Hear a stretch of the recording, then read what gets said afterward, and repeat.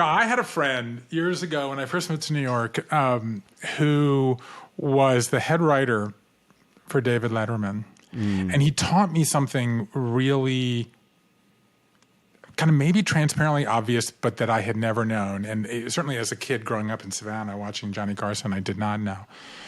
Which he said the reason that Letterman was so good and say better intuitively, instinctually than Jay Leno was that Letterman understood what Carson understood, which is that it was all about the guest. Like if the guest sounded smart, that people would like the host more, right? So the next day they wouldn't say, "Oh, I saw Paul on the Tonight Show." They said, "I saw Carson," right? And so that Letterman was very good at asking questions to make the host look good, whereas the people that are weaker at it, like in this case they were talking about Jay Leno, were taking all the punchlines and keeping the best lines for themselves and sort of insecure and therefore overshadowing the guest, not understanding kind of the basic formula of the form, which I thought was fascinating.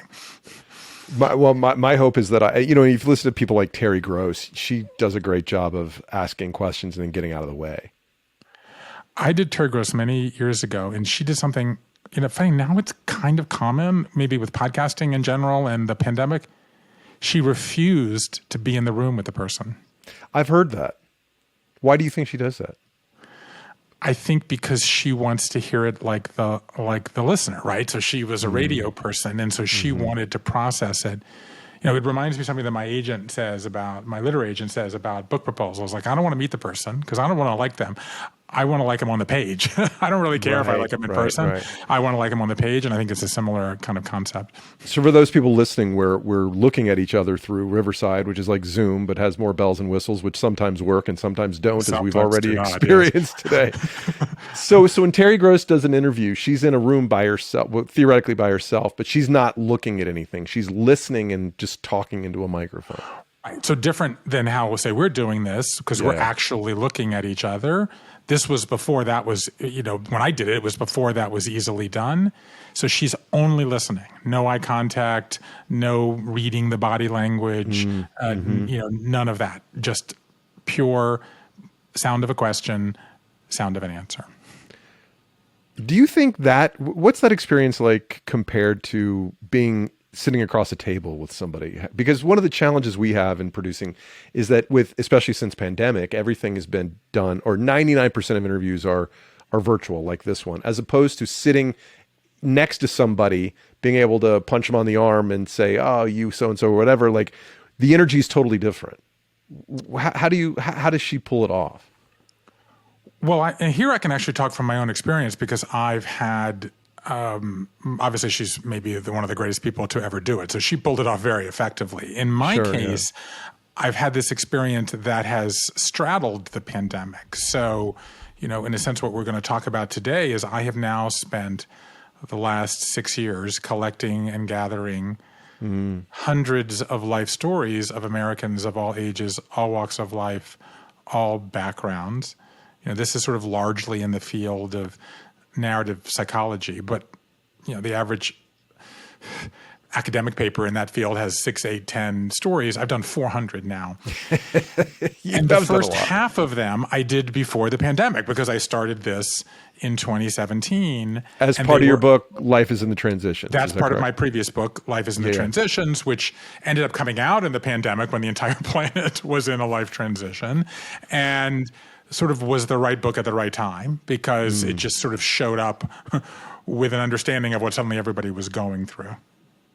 And it worked. I mean, it just touched a nerve in that way that writers fantasize about, became a bestseller, became a TED Talk with millions of views, became a TED Course, how to master life transitions, et cetera. And apropos of what we're talking about today, it became sort of clear to me, both in my gut and also just kind of reading the room, so to speak, that work was going to be the next domino to fall. And so I set out to collect another several hundred, and I started in the middle of the pandemic, and so not a single one was done in person. And I was worried because this is all about these interviews work. Like the process is insanely labor intensive. right? You got to find the people, you got to talk them into being, sharing their stories, and then you got to talk to them, and then we transcribe them, and then I hire a team of people, and I've now done it 2 times, and we code these looking for patterns. So if they're not going to be intimate, it's a complete waste of time. If they're not going to be raw and real and kind of go there. And I have to tell you, it didn't make a difference, the remoteness. And so I am, call me hashtag, right, Team Terry Gross, right? I now believe that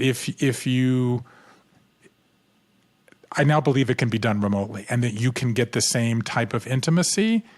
And I would venture to say for a small minority, it might not work, but if a small minority, it might be better, actually, because you're not face-to-face and therefore you're not threatening, and in the way that this sort of therapy process works. If there's a safe space for some people without the room and you're invading my space or I'm coming to you or there's a kind of theatricality involved in meeting in person, I actually think there's a scenario under which it can be better. Yeah. I don't have to worry about the guest smelling the hummus on my breath if I'm doing it virtually. If it's hummus, that might be effective. But if it's something other than hummus, it might, other things say that are popular in the Middle East, that, then it might be different. Let's talk about, speaking of people we admire, I want to know why you dedicated this book to Pat Conroy. Well, that comes back to this thing that it turns out that we share is I'm from Georgia and I'm not from Atlanta, right? Which is now, of course, the center of the world. But it wasn't the center of the world when I was growing up, right? So I was born in Savannah, Georgia in 1964. And that was at a time, just the fact that we're doing this thing, in a podcast on, meeting remotely with all this technology, that didn't exist when I was growing up. So Savannah, Georgia was out of the way, on the way to nowhere, unless you were like commuting from New York to Miami, and it was like halfway between on I-95, and you got off I-95 and went to the Pirate's House restaurant. Like, it was on the way to nowhere, and it was this isolated, out-of-the-corner world, right? That at the time they called, I don't even know if you know this, but they called it the Coastal Empire. So the Coastal Empire was like Savannah writ large, like so Savannah down to Brunswick and kind of up to Charleston. And I had this kind of crazy dream of being a storyteller and writing.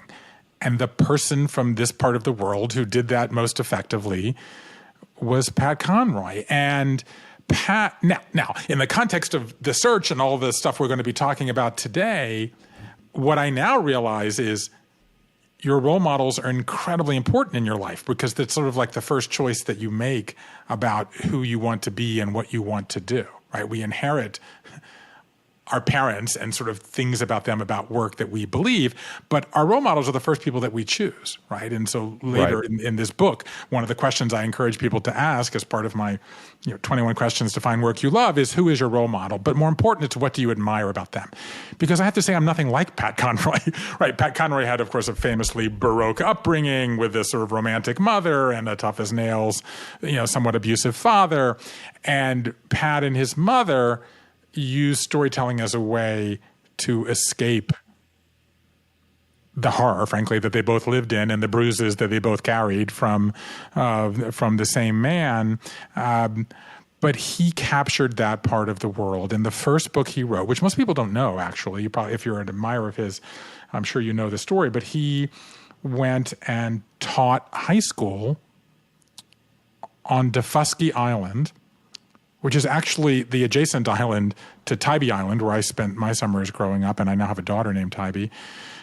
As you may or may not know, I have twin daughters, Eden and Tybee. And he wrote a book about it, and that was the first book that he sold. He'd earlier written a book about his teacher at the Citadel, which he hand sold and drove around. And then when he wrote The Water is Wide, he decided not to self-publish it, but to send it to an agent. And I just love this. It's one of my favorite stories of all time. So he sends the book to the agent, who calls him and says, "Congratulations, Pat. I got $10,000. And Pat was like, $10,000? I can print it a lot cheaper in Charleston if I just print it myself. And the agent was like, no, Pat, he's going to pay you $10,000 and then he's going to print it himself. Right. So Pat was sort of opened the door. And as I say in the dedication of this book, he wrote the way. And for that, and later in my life when I met him and became friendly with him, it's still a highlight of my professional life. So I have to tell my Pat Conroy story. Please, yes. When people ask, especially today when everybody's generating content and writing blog posts and stuff, when people ask me what is the most important book I've ever read, you want to say something pithy like, the Bible or, some ancient Buddhist text. But to me, it was The Lords of Discipline. And this is why. Because in 7th grade, I was transitioning from child to young adult. I was very awkward. How's that going? I think you're still working on that. I've broken the shell. I've broken out. The shell's good. I'm dealing with different kind of change. We'll get to that. Your work is all about change. So yes. we'll talk about my change first. And for the first time in my life, I read a book that was absolutely engrossing, and I lost myself in it. And because of Pat Conroy, now it might have happened with somebody else, but because of Pat Conroy, I became a reader. And in fact, I was reading The Lords of Discipline at Tybee Island. Oh, yeah. And so, and I went on and read The Water is Wide, and I read The Great Santini. And so Pat Conroy turned me into a writer. Later, he came to our high school, St. Pius High School in Atlanta, and spoke to us. And so I feel like Pat has a pretty special place in my life as well. So I was the very first words I read in the new book is to Pat Conroy. God bless Pat Conroy and all the people he inspired. And, God bless these people that come into our lives when we are looking and searching and don't even know, and give us an answer that we're not even aware that we're seeking. Well, a big part of your book is examining the preconceptions and assumptions we've made about work. And for guys in our mid and late 50s respectively, we grew up with a certain set of expectations. What examples and what scripts were you presented with as a child about the work life? Well, I love that question. And I think, in some ways to frame the conversation, and I think this is what I appreciate about what you're doing, is trying to get everybody to rethink a lot of the beliefs that they have about money and kind of rewrite the script. I do think it begins by identifying the script. And I think to sort of, set the table here, one of the things that I would say in terms of the stakes of what we're talking about is we just are at this profound moment of change in this country around work. 70% of us are unhappy with what we do.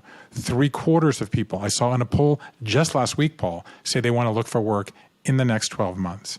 Okay. 1 million people a week are quitting a job, not fired, not laid off, are quitting a job. That's 50 million people a year. That is 1/3 of the workforce. And another 1/3 of the workforce is wrestling with where they work, when they work, how they work. That's 2/3 of the workforce. That's 100 million people are sitting across from someone they love, maybe today, tonight, tomorrow morning, and saying, I'm unhappy with what I do and I want to do something else. All of these numbers.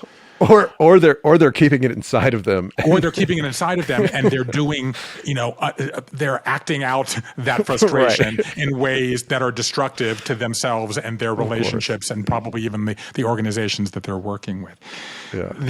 And these numbers are unprecedented and we've never seen it. And I think that the essence of the way I would like to put it is people are unhappy with their career. But the problem is not with you, it's with the idea of the career and with this kind of core narrative. So you asked how I grew up. I grew up in Savannah, Georgia. My father was in a family business, okay, that his father had started in a small concrete block building a few blocks from the Savannah River, which is essentially between Savannah and South Carolina, where we've just been talking about, where Pat grew up in Beaufort. And every Saturday morning, I had to go to work. I had to get up on a Saturday morning, get myself dressed and presentable, walk to my grandparents' house, which was behind our house in a scene out of Faulkner. And my grandmother would make breakfast, and I'd get in the car with my grandfather, and he would take me down, and I would sit behind a desk, a big old oak desk, and he would have lace-up Oxford and suspenders and a bow tie. And he would, and I would my family was in the apartment business. And so I would take $18, $20, $22 checks. And I had to look the people in the eye and ask them how they were doing and record it in a ledger. And my grandfather would look over my shoulder, right, and brag about my penmanship and good grades. And then he would tell stories, and he would drive 6 miles an hour. It drove me crazy. And he would tell stories about his childhood in Mississippi, the first time he was in a car, the first time he was in air conditioning, the first time he was in an airplane. And the message in all these stories and all these Saturday mornings was that the most important thing in life was work, right? Not love, not family, not relationships, not happiness, all the stuff that we talk about today, work. In an old-fashioned, industrial, kind of linear way where, with masculinity and hair tonic, right? Like that was the story.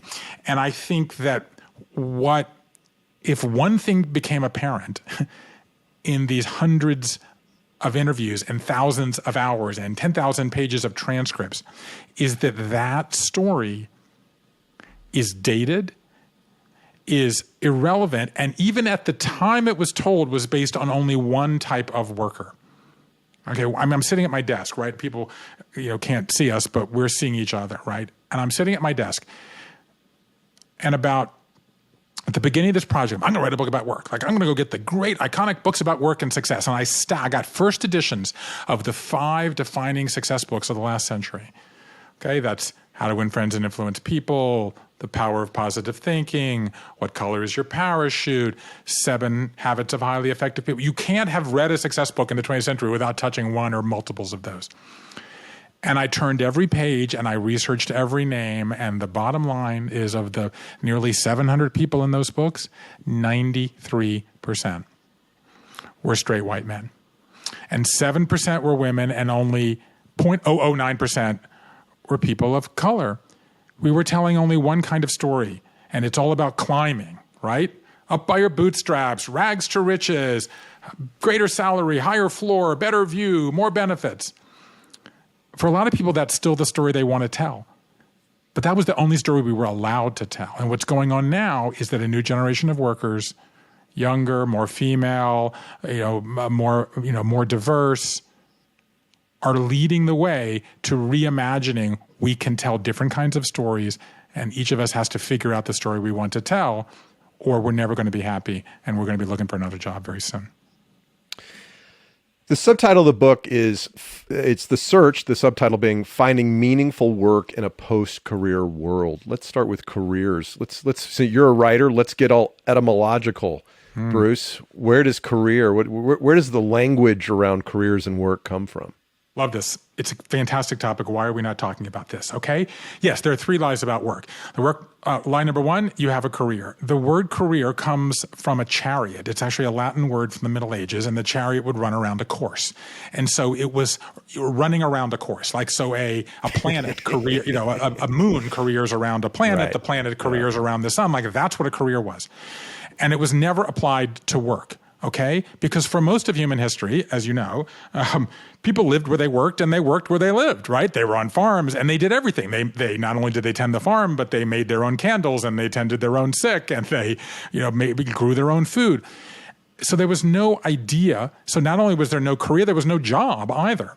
So the idea of a career was basically invented in 1908 by a guy named Frank Parsons in Boston. So what happens is, in the middle of the 19th century, as the Industrial Revolution takes off, it sets in motion 2 things. Number 1, millions of people, a third of the country, moves from a rural area to an urban area. And suddenly, they need something to do, okay? And all of these new businesses and companies and industrial plants set up, they need workers. Okay, so you got a third of the country has moved to a city. You've got all these immigrants that have come abroad. They're in the cities, and you have these companies that need them. So this guy named Frank Parsons invents the idea of career counseling, opens a career center, and says, I'm going to match people, but only if they're males and only once. right? So you can do his process. They'd ask you a bunch of questions. They'd give you a list of companies and they'd make a match, but only once. If you wanted to do it again in 5 years, something was wrong with you. Like you were deviant. Okay. Yep. If you were a woman, it was not eligible for you. So he invents and within 2 years, every college in the country has career counseling. And then 50 years later, when work moves from the factory floor to the office floor and people start changing jobs, we need another invention, and along comes the resume. There had never been a resume. There had never been a reason for a resume, okay? Because you lived where you worked, and then you did one thing, and now as people began to move, and what is a resume? A linear construct of jobs, a string that plays into this idea that each one is supposed to be better, higher, more prestigious, or more successful. And that what's great about the resume is it allows the idea that you can move jobs. The problem is if you want to spend time with a child and you come back, if you get sick and you need to take time off, if your spouse needs to move, okay, if you want to get off of it for a while and go become an entrepreneur or start something new or write or paint or give back, and then you want to do something else 10 years later, the resume is a destructive form for that. And the idea of you do it once and only once is completely irrelevant. And that gets at the tension that you asked me about before, is that we have linear expectations and we have nonlinear lives. And that tension between our expectations and our lives is the source of most of the unhappiness in the world today. Yeah, you talk about that in the previous book, Life is in the Transitions, that linear, any deviation from the linear expectation causes us stress, basically. Correct. And you hear it, by the way. I feel like I'm interrupting your question, but you hear it with the language we use. I'm off track, right? I'm off kilter. I'm off schedule. Like the life I'm living is not the life I expected to live. I mean, I got cancer as a 43-year-old man, and I had 3-year-old identical twin daughters, and I had parents in their 80s. Like that's not supposed to happen. Your parents are supposed to get sick, right? I'm not supposed to almost die and then literally be in bed for a year, be on crutches for 2 years. I was I was the walking guy, right? I wrote all these books. I made TV shows. I was like a modern Indiana Jones person traipsing around the world. And suddenly I couldn't walk, right? So I have to, in fact, a lot of my interest in this comes from the fact that I had a linear life for decades, started out and this dream of writing books in my 20s, did it for no money, had some success, got married and had children. And then my life was overthrown in my 40s when it's not supposed to be. That's supposed to be the peak, right? I had financial troubles. I got cancer.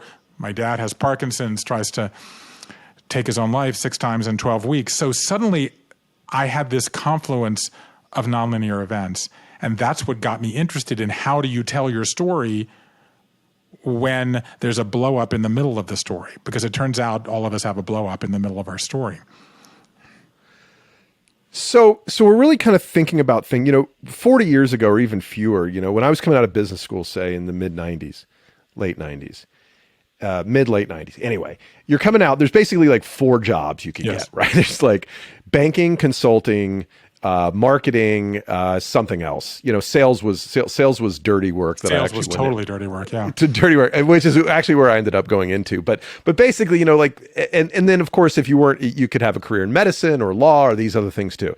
But you were expected, like, I'm going to graduate in my mid to late 20s with a professional credential, and I'm gonna go work. And it wasn't quite the same as it was in the 70s or 80s, where it's like I expect to work for the same company for 4 decades, get a gold watch, and then go hang it up and die of a heart attack on the golf course 3 weeks later.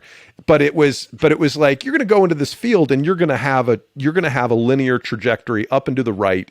You're going to take on more responsibility. There was still sort of this military mentality that I think comes from our parents' generation of, work is about duty. Work is regimented. You wear a suit because that's your uniform, and you work hard. Wait, Paul. Dress for the job you want, not the job you have. You're supposed to be dressing for the job that you aspire to several steps down the line or up the rung of the ladder.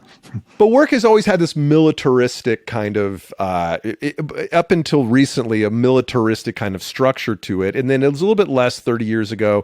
But today, there isn't the same kind of expectation, not the same career path. And you take great pains to describe why that path is not relevant anymore. And we're hurting ourselves when we try to think about having one singular path in life or in a career. Yeah, and I think that there's several reasons for that, and I think that's an important to kind of address this head on, right? So what are the three lies? Lie number one is you have a career, right? We've established that that's not true anymore.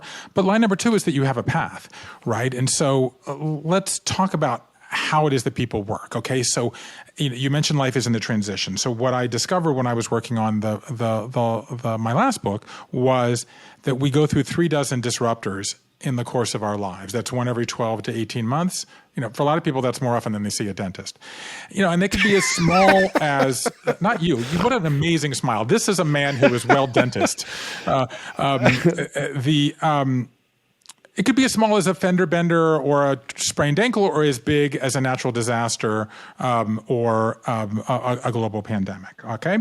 And most of these we get through, but 1 in 10 becomes what I call a life quake, right? And that whole book is about how a life transition is essentially the human mechanism for responding to a life quake. And the big idea there was that we go through 3 to 5 of these in our lives. And I think the signature piece of data in life is in the transitions, is that their average length is 5 years. So 3 to 5 in a lifetime, 4, 5, 6 years, that's 25 years. That's half of our adult lives we spend in transition. And yet we have stigmatized that as periods you have to grit and grind your way through.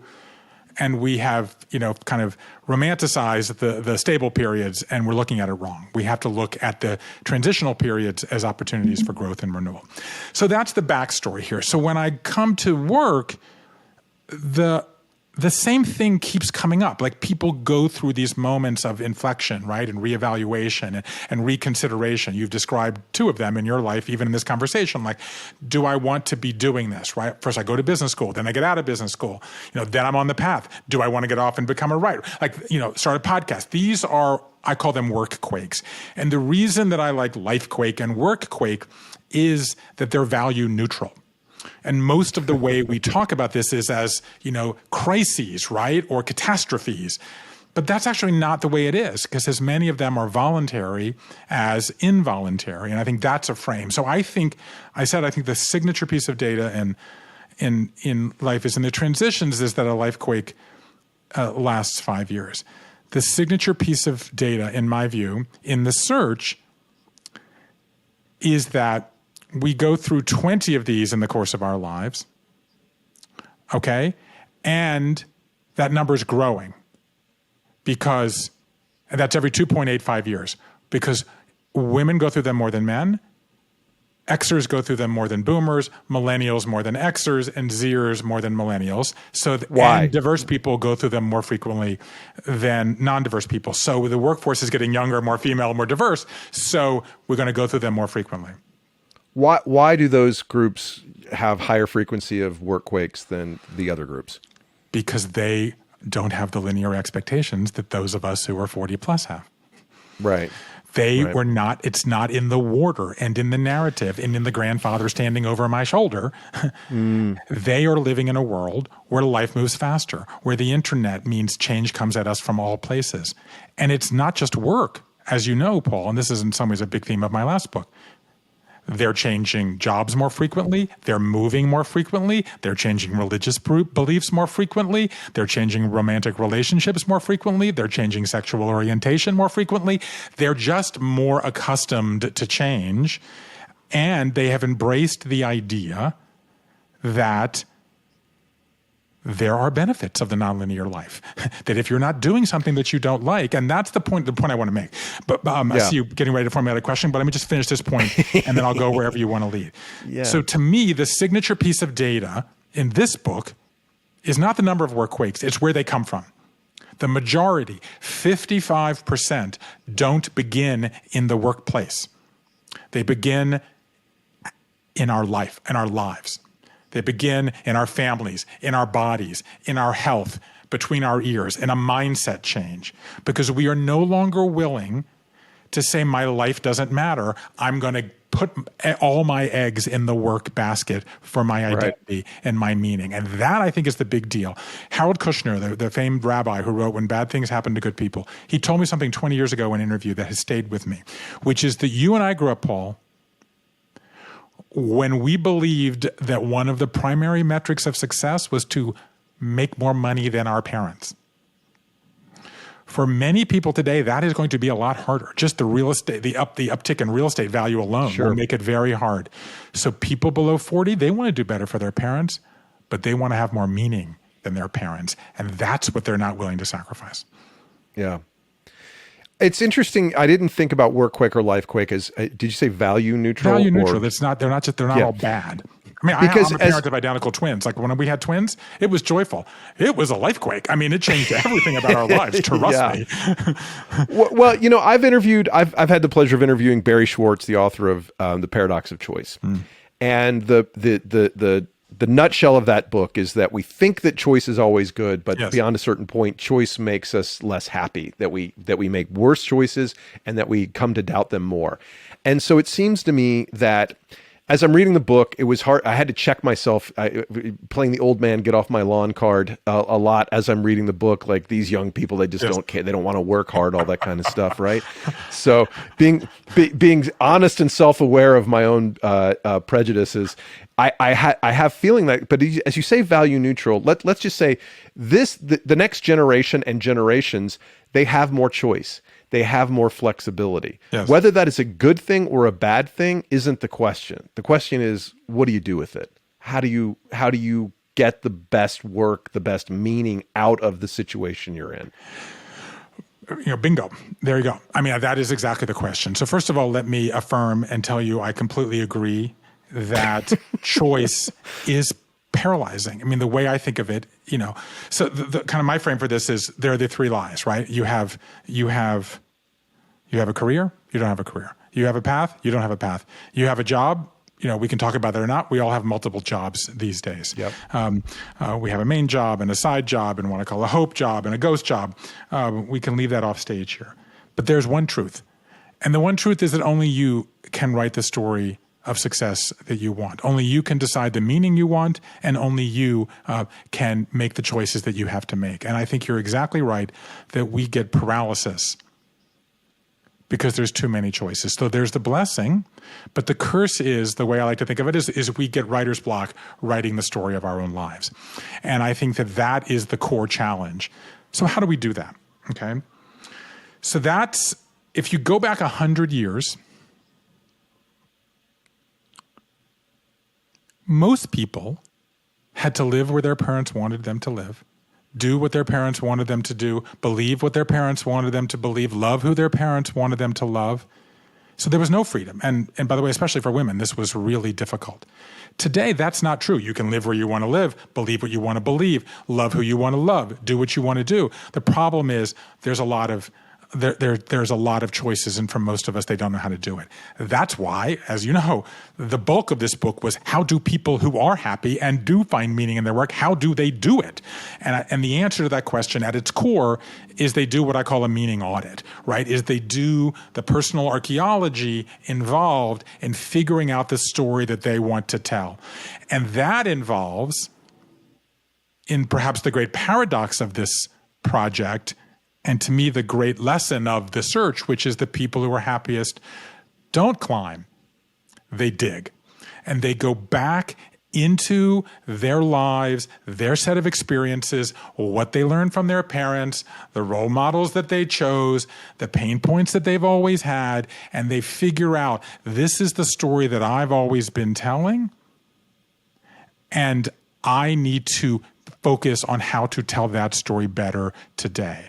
And that's why the second half of the search is built around these, I call it 21 questions to find work you love. And it's the basic building blocks of good storytelling. Who is your who? What is your what? When is your when? Where is your where? Why is your why? And how is your how? And how is purposefully at the end. Because most of the way people talk about this, and you've been in this world for years, is people focus on the how of getting a job. Okay? You brush up your resume, you contact your close contacts and your weak contacts, right? And you tell everybody you're looking for a job, and guess what? You'll succeed.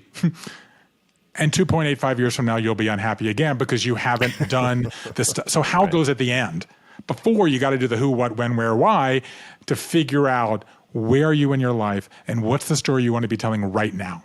Not 5 years ago, not 2 years from now, right now. What is the meaning that you need at this moment in time? And you talk to the people that are happy in their jobs. What are the consistent themes that came back? That was it that the people just sort of got in touch with themselves to understand who they were at their core and wanted to do work that was an expression of that? I think that's part of it. I mean, I would say a couple of things. Number one, I would say they stop chasing someone else's dream and they start chasing their own. Mm-hmm. I have a tension with my wife, who's heard me now describe the search a couple of times, and she keeps saying, you keep saying that people are happiest if they don't chase their parents' dreams. And I don't believe that. And I'm like, it comes up over and over again. By the way, she's someone who didn't chase her parents' dream. A lot of people spend much, if not most of their lives trying to chase someone else's dream of what they should do. So that's one. They don't chase someone else's dream, they chase their own. That's the first thing they do. The second thing they do is they do actually stop and they do things. And of course, the search has lots of these examples of writing lists or making spreadsheets. Or someone I talked to at LinkedIn who had left the company and wanted to leave, and she made a pie chart of what do I do that makes me happy? There's a bunch of specific things they do, but yes, they do. And they do this thing. They don't climb, they dig. They do what I call personal archaeology. Of go back and try to understand what is the inner story that they inherited from their family, their culture, maybe their religion, from the country, and put that on the table so they can recognize it. And then I would say that the third thing that they do is that they make, I don't know how to say this, they make an unright choice at some point. Everybody makes a choice that is counter to what they expect, that upsets somebody, that is the unright decision, right? They go down the unchosen path. Because if there's no path, it doesn't matter, right? They chase the forgotten dream. They do something that's a little counter to those expectations and that script that they have. And to me, you mentioned the word script earlier because it comes up a lot in my book. We are handed a script about work. But each of us has, this is the Southerner in me, an internal scripture about work. And they look away from the script they've been handed and they reconnect and commit to the scripture that they've always been carrying around within them. It's hard to do. I did this. It's very, very hard to do because the script isn't just a script. The script has extrinsic metrics. Bingo. That you can use to say, look at how well I'm doing, because there's my rank, there's my serial number, there's my paycheck, there's the status I have in the industry. Work chart. And yeah, I mean, so when you talk about trying to please somebody else, and this has nothing to do with her as a person, because it's not her responsibility to be involved in this story, but she is regardless. So when after I left Facebook, was trying to figure out what I would do with my life, I'd think about, I knew I wanted to go back into comedy, but I was afraid to admit it because I had done comedy before Facebook full-time in LA. Then I went back to Facebook. Then as I quit, I retired at 42 and I could live my life any way I wanted to. I knew I wanted to do stand-up comedy, but I was afraid. And because I might fail again, I would embarrass myself. And I thought to myself one day, what would Sheryl Sandberg think? And I'm a fan and a friend of Sheryl's. And I just thought to myself, that's the most fucking pathetic thing I have ever thought in my entire life. I love Sheryl. Who gives a shit what Sheryl Sandberg thinks about my career choice? It's not her life. It's my life. And so, we we torture ourselves around these choices. And it's very, very hard to trust your instincts when all the extrinsic metrics point you away from that voice. I think that's exactly right. I'm also a friend and fan of Sheryl Sandberg. And Sheryl Sandberg, look at her life story. I mean, what is the whole theme of Option B, as a book in which I am quoted, because I almost also died when I was a young person, as her husband Dave was, with young children. Yep. And I formed a council of dads, an idea that Sheryl has been public was something that was meaningful to her when she lost her husband, Dave. But option B is about the idea that sometimes option A does not work out. Now, she may not have that voice in the world of work, where she was the COO of a linear organization, but she was in life. And of course, what have I been saying all along here, which is that life is where most of the change comes from these days. Okay? And funny, you start talking about stand-up comedy. I was thinking about this woman I met, Kelly Lively. It's a great story. She grew up in Iowa. Her family moves to Idaho, and she cries the entire way. Her sister cries because her sister won't be popular. She cries because she doesn't think they're going to have running water in Idaho. And she goes to work as a secretary at the Idaho National Labs, which of course is the great nuclear facility in Idaho.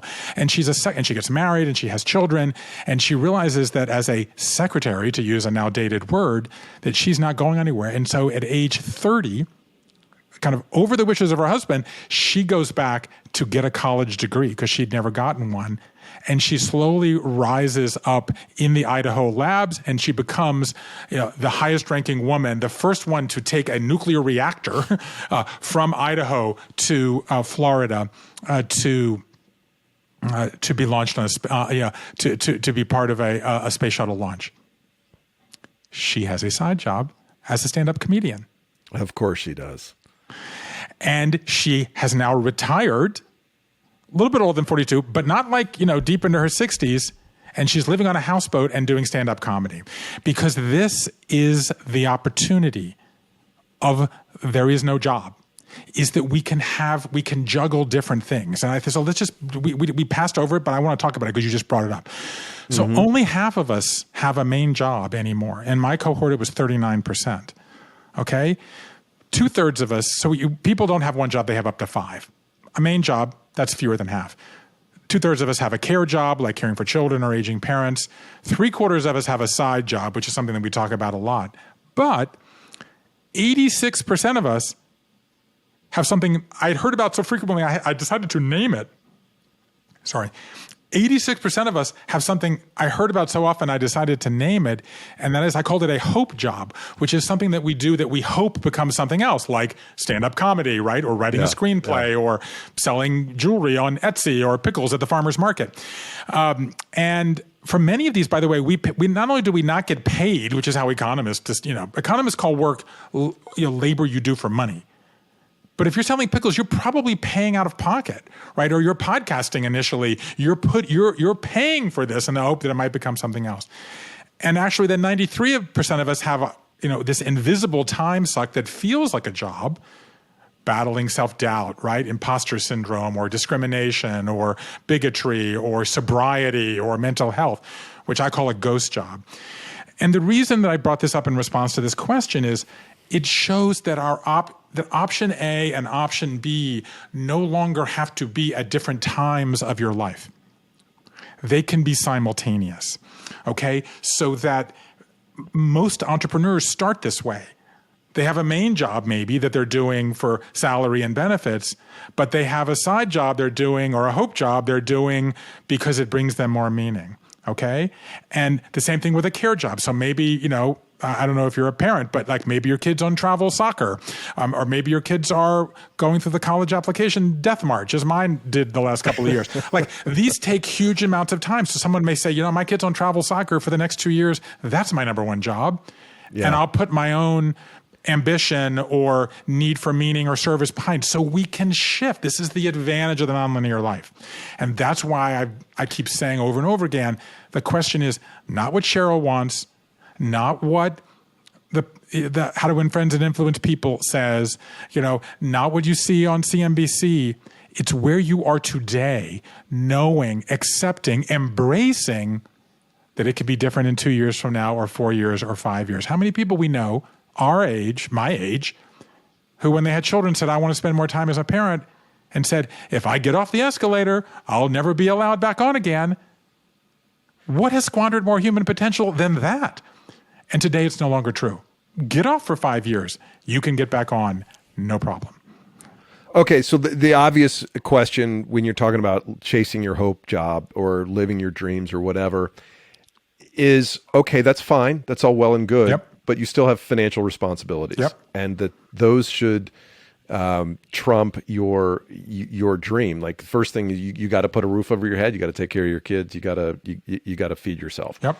So how do you, what's the tension between those two things? And is the next generation being realistic about the tension there? So here's what's non-negotiable in my view. What's non-negotiable is a simple way of thinking about work today. Fewer people are searching for work. Let me do this again. Here's what's non-negotiable. This is the Mike, basic. Please, sorry, just want to call that out. Mike, will you please catch that? Yeah. Thank you. Here's what's non-negotiable, Paul. And I think the frame for every conversation about work. Fewer people are searching merely for work anymore. More people are searching for work with meaning. We are transitioning from a means-based economy to a meaning-based economy. The question that you have to ask over and over again is, what gives you meaning today? And today, that might be money.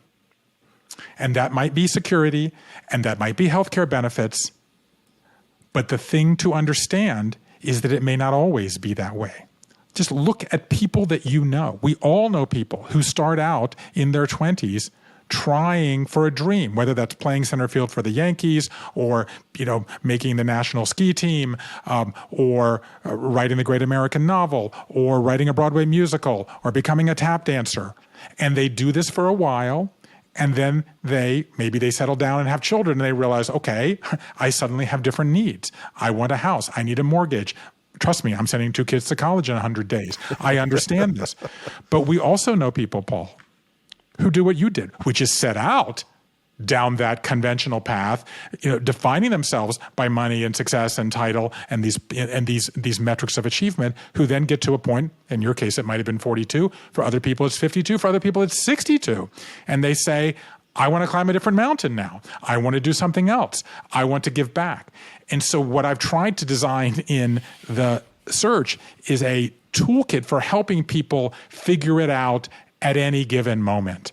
Okay? And then, by the way, once you're in a relationship, then suddenly you're not the only who. The first question is, who is your who? Okay? I ask people all these questions, right? And one of the first question I ask, you're a questioner, right? This will be interesting to you. I suspect. I said to people, and I'll ask you, Paul, what are the prominent upsides or values of work you learned from your parents? What did you're asking me what my parents taught me about work? What were the prominent values of work you learned from your parents? Security. Okay. So I asked everybody this question. Turns out 2/3 of the people said the value of hard work, right? Which is what I would have learned. Now, it's interesting. You've said security, which is a very different answer. Then I realized, okay, this is interesting, but it's not that interesting. Then I started asking what I'm about to ask you now. What were the prominent downsides of work you learned from your parents?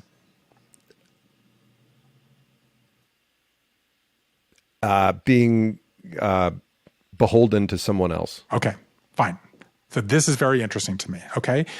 Here the answers were interesting. The number one answer was, they're bunched more tightly. Overwork was, let me pull the thing up here so I can get it. I was looking at it this morning. What are the prominent upsides you learned from your parents? 67% hard work. Then the next two in their teens were love what you do and be true to yourself. The prominent downsides, all basically around 30%. Number one, overwork. Number two, strain on your family. And number three, they were unhappy. Okay? So what we've heard from you is security was the upside. And interestingly enough, you said in the first half of your work life, you chose something that was secure and traditional, and gave you those conventional metrics. But then I said the downsides, and what did you say? Being beholden to someone else. Sorry, there was just some noise. Then I said, what are the downsides? And you said being beholden to someone else. And then we know halfway down this journey, you changed and said, I want to be beholden to myself. Okay? Correct. So what I'm saying is that's one question. It just took us, that's one question. It just took us 60 seconds, and we've already established this fascinating frame that it turns out that you have been reenacting these scripts without being aware of them. That's the essence of this project, is trying to say you are being shaped by your narrative, your scripture, your ghosts, your expectations. You're going to make a lot better decisions if you bring those ghosts and expectations and scripture into the room, into the conversation where you're making these decisions. Yeah, I think you're going to have to send me an invoice for that, counselor. We got deep in a hurry. Search, finding meaningful work in a post-career world. It's $29 in the United States. So there you go. And if you buy it, I've got my copy right here. I've got a copy right there. And if you buy it on Amazon, it's probably discounted. So as I'm thinking about this, I'm thinking, okay, what are the implications for employers? If people are looking not just for work, but for work with meaning, what are the implications for employers? And you have a nice framework of meaning that comes up in both these last two books, the ABCs. Let's talk about that. Yeah, I think that if you go back to this thing about, okay, the good news is we can make our own meaning. How do we do that? It turns out that this was the hardest single thing in these two books and these thousands of hours of interviews, was to figure out how do we make meaning, okay? And it turns out there are three levers that we pull, as you say.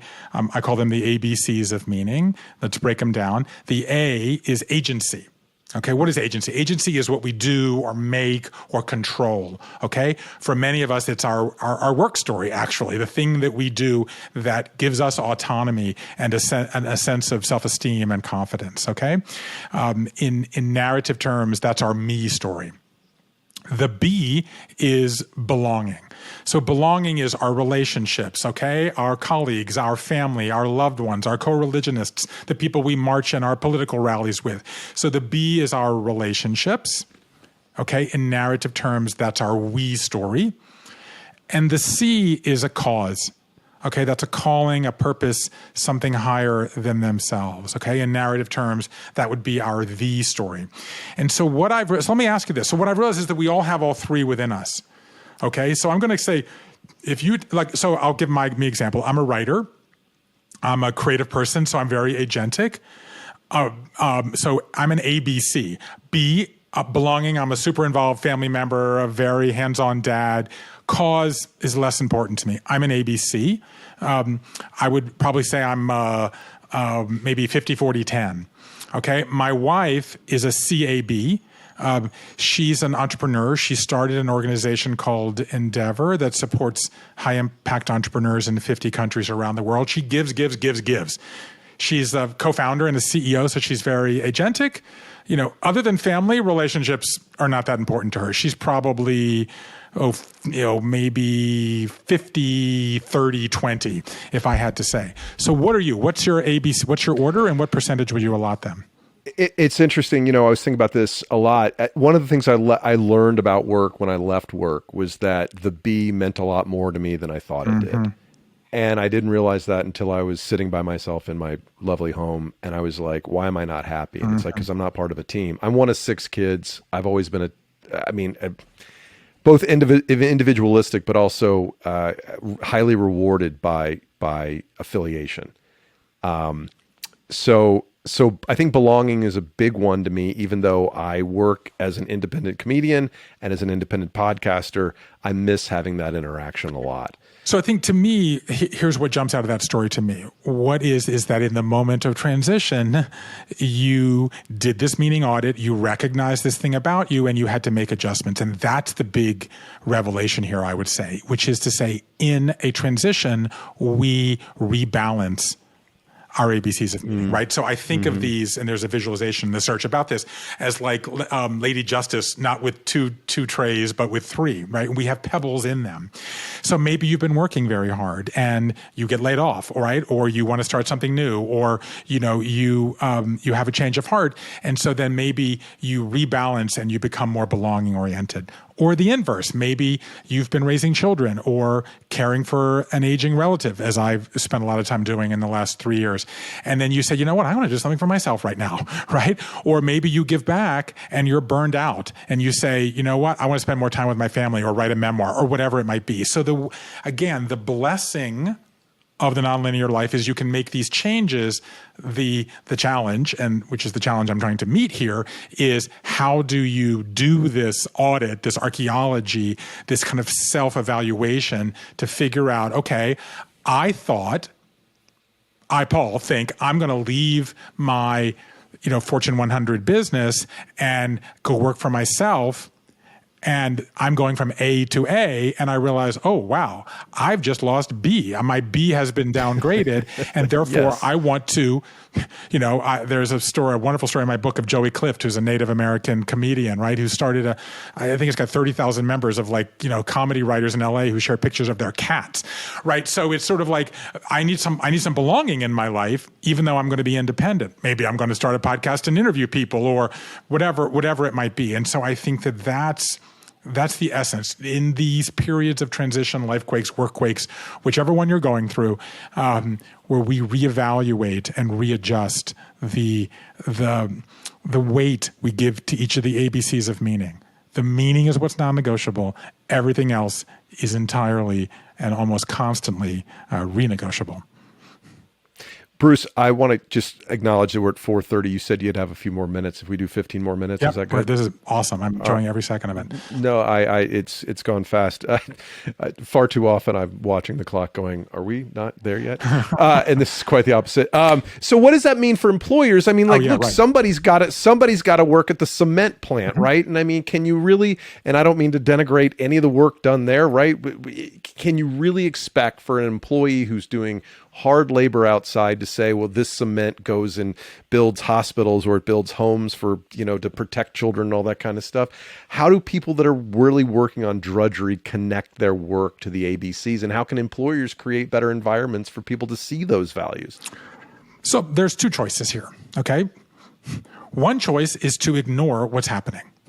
To ignore the fact that your workers care about meaning, that your workers care about quality of well-being, that your workers care about mental health, that your workers care about how they're communicated with, okay? And you look at every single metric, okay? 86%, I saw a study recently, 86% of millennials believe that they care more about employee well-being, than do the previous generations. And who are the previous generations? Their bosses. So you can ignore it, and guess what? Your workers 40 minus and increasing your workers 40 plus will leave in 2.85 years because somebody else will. So the two options are move in this direction or change so that you can recruit and retain the talent that you want. So those are the two choices. So how is this being done? I think it's being done in lots of different ways. So first of all, at any organization that you can think of that is successfully adopting and adapting to this new reality, the employee well-being department, which was downstairs in the basement next to the incinerator with no windows 3 years ago, is a lot bigger now, right? Because the old days it was, oh, Paul, you're having a crisis, or you're having a baby, right? Or your child has an anxiety disorder, or you've had a relapse, into your addiction issue, right? I've done 400 stories, Paul. A quarter of them involve addiction. Either the people addicted or their loved ones are addicted or their children or a colleague. Like mental health is, I don't have to tell you, at the top of every conversation about work. So it used to be, here's a fruit basket, come back to work when you're ready to work and don't bug me. Okay. Fruit basket. It's not going to work, right? Whatever the edible arrangements is not going to solve your problem anymore. Right. You're going to need a conversation about this. In effect, what you need is a meaning agenda, because here's the thing. You find a way to bring it into the workplace and put borders around it, right? So there's a brown bag lunch, or there's a session, right? Or there's a learning and development afternoon, right? Or there's open conversations about diversity, equity, inclusion. You figure out a way to do it in a controlled way, or it will take over every single conversation that you have, because that's what you don't want. Because if you don't attempt to bring it in, it's just going to happen behind your back, okay? And behind closed doors, and it's going to completely wreck morale. People didn't seek this conversation out, but the workers are. And that's what's going on here. There's a kind of a rebalancing of power in modest but yet critical ways from employers to employees. And because we are moving to a world in which workers have many more choices. So ignore it and just keep replacing your people every 6 months, or find a way to meet it. And then you're going to find people are going to be happier, more productive, and they're going to contribute. I'll just give you one example. We talked about the fact that 3/4 of people have a side job. I bet there's not a boss in this country who doesn't think, if you work for me, Paul, and you have a side job as a stand-up comedian, that's making you less productive at your job. That's wrong. Interesting enough, if we make cement in my company where you work, if you have a side job making patios for people using bluestone and cement, you'll actually be less happy and productive at work. But if you have a side job that's something else, like being a stand-up comedian or a notary public, right, or selling those blueberry muffins at the farmer's market we talked about earlier, you'll actually be happier, be more meaningful, and be more willing to engage your work because you're making a conscious decision. I'm doing this work for this set of reasons, and the meaning I want, which I may not be getting from making cement, I'm getting from stand-up comedy or selling pickles. So I'm actually just, in general, happier, which makes me better at my job. How did the research that you've done through these past 6 years, you said 6 you've been years. doing? I started in 2017 collecting these stories. How has it changed the way you approach your work? Number one, that's a great question. Number one, it's made me much more willing to be vulnerable about whatever difficulties that I might face. You know, we began this conversation. This is the guy that wrote The Council of Dads. This is the guy who wrote That's a book pretty vulnerable, about Bruce. a cancer and almost dying. And what I realized from that, for those of you who don't know the story, I got my doctors found a 9-inch tumor in my left leg. I had 3-year-olds. It looked like I was going to die. I asked a group of friends to be present. And what was interesting, what that book turned out to be about, actually, was less about the cancer, actually, and more about male friendship. And how one of the changes that we've undergone is that women are much more involved in the workplace, which we talk about a lot, but men are much more involved in the parenting and family space. And actually, you know, kind of male vulnerability. I wrote that book, it's actually will be next month when we're having this conversation, 15 years since I got cancer, and had the idea to create the Council of Dads 3 days later. The idea of male vulnerability is much more present in the culture than it was 15 years ago. Totally. But that was a pretty vulnerable book. Yes. And you're saying that this work that you've done has made you more vulnerable. Even more. And this, we began by saying, can you be vulnerable remotely? Yes. In every conversation I would begin. I mean, my father tried to kill himself 6 times in 12 weeks. Like, this was a story that was not supposed to be in public. And the reason that I didn't do it was because I'm a storyteller. Okay. I've written 15 books. I've written 7 New York Times bestsellers. I've sold, a lot of books, but I didn't know how to tell this story. And I'm a professional storyteller. But when I started telling it, everybody had a story of how, when their life was blown up, this nonlinear moment in their lives. And so I realized if I can't do it, how is someone else going to do it? So I think the first thing is to be more vulnerable. Okay. Bring that challenge into the workplace in this context. And then the second was to think much more consciously about the idea of a life story. You know, we said at the outset of this conversation that narrative psychology was in the fringes of academic ideas in the 1980s. And in the last 30 years, it's moved to the center. A number of reasons. We understand a lot more about stories. But also, we now can look inside people's brains, right? And we have neuroscience, and we understand that our lives are wired for story. So I'll just tell you a story. It's a beautiful day here. It's spring. The wildflowers are out. I walked downstairs this morning. I opened my door, and what did I see in front of me? Okay, when I'm telling that story, your brain is already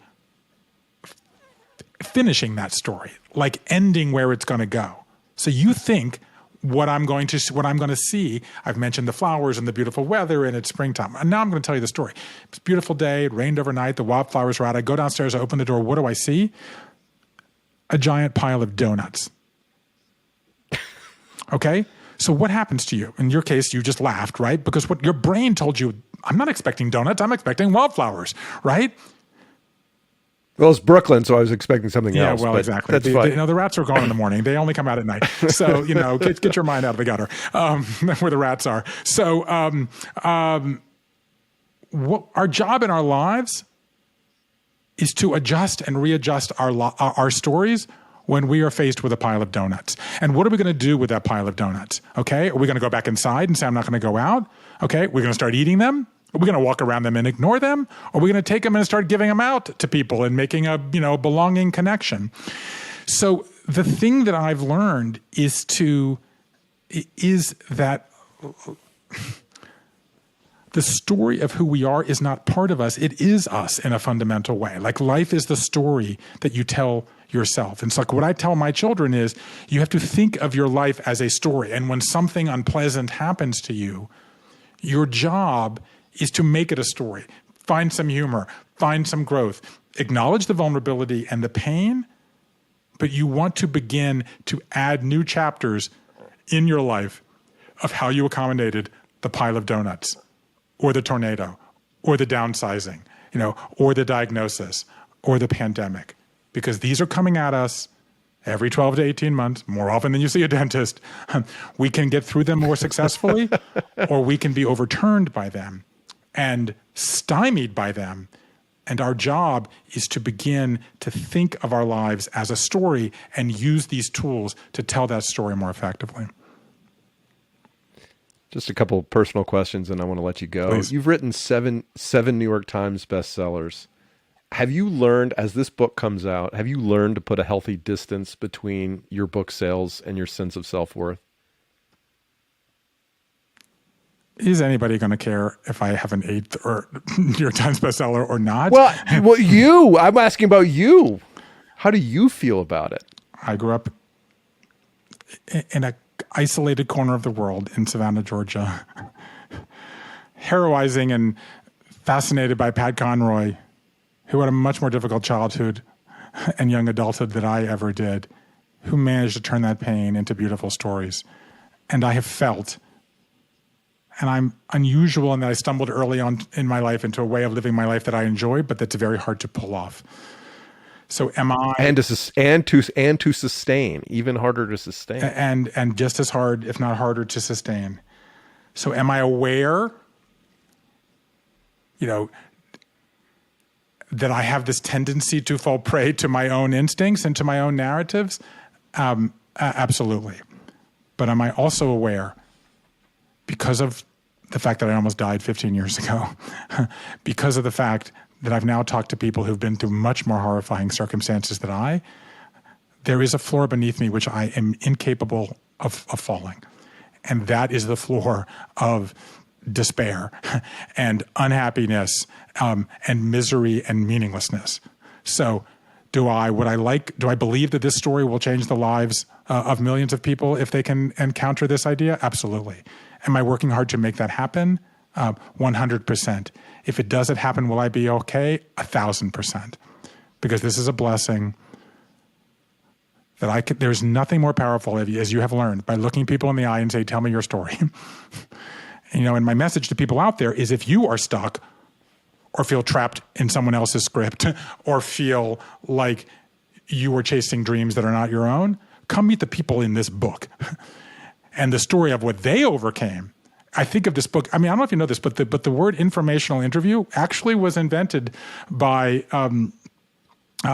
in What Color Is Your Parachute? And in that book.